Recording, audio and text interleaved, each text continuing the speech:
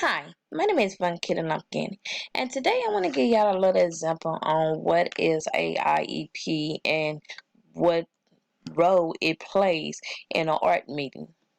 An IEP is it's a form of paper put together to make sure that a child academics are met with accommodations.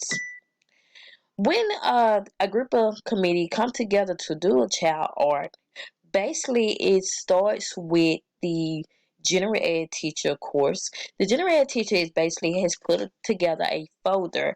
It is either a yellow folder or red folder, and within this folder it has like the child progress report. It have the child report cards. It have the child weakness and strengths, and it also have like the goals for this child. What the teacher feel like the goal they should be meeting and what goal they will should meet once they have got the appropriate help that they need.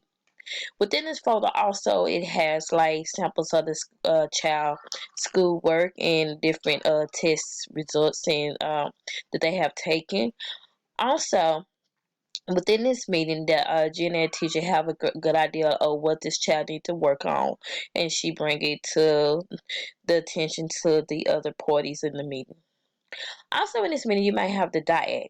The DIAC is the person that basically tests the child, and the DIAC do a bunch of different tests, like a psych eval. It does like a reading test. It also do like vocabulary test, basically math test to see what level the child is at and the scores, if the scores meet the requirements for special ed. Mostly when they make like below 30 or 40, the child is eligible for special education.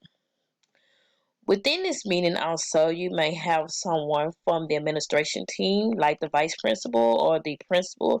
The principal or the vice principal is the person that is the know-how, or what we have to follow the rules within the law to meet the ideal.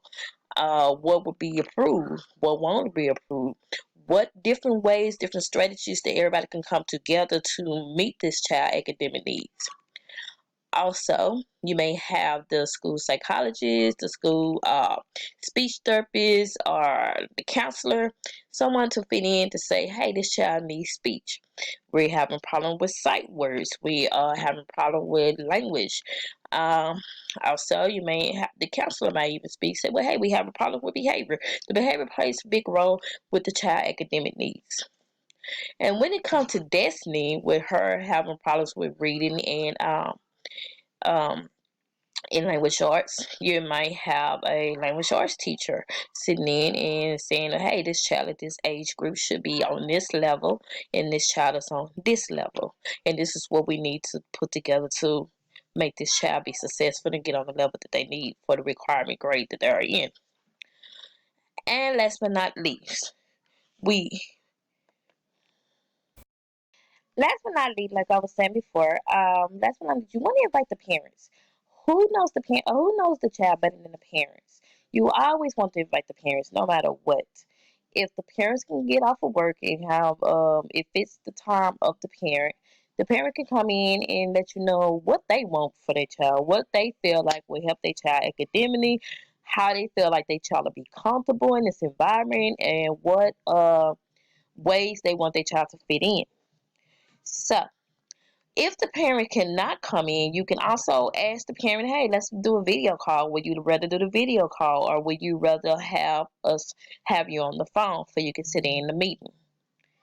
If the child is a foster child or may not have a guardian, maybe you can have CPS or somebody that can speak up for this child and say, hey, this is what we need for this child to make it in education, get a good education, appropriate education, in least most least restricted environment as possible.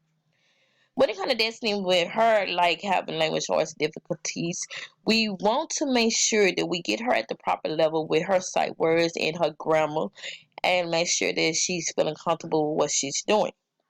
So, in the end, we want to make sure we meet the requirements of the IEP for we can stay by the laws of the FAB and also by the IDEA Act. So we want to make sure we accommodate her as much as possible. And that if we have to bring her out into the recess room and have the resource teacher work with her, or we can have like inclusion, someone sit beside her in a regular gen ed classroom and assist her as needed. Whatever's best for her to be comfortable and in the most least restricted environment as possible. So with all this being said, within this meeting, this all goes down in this meeting, and everyone leaves out of this meeting on the same page. You know what road we're gonna go, what road we're gonna take, and what we need to do for this child, and what progress we want at the end of everything that we have put together. Thank you for your participation. Thank you for looking at my video, and I hope this put a little enlightening on what we can do to help Destiny and what will go on in her IEP, in her art meeting.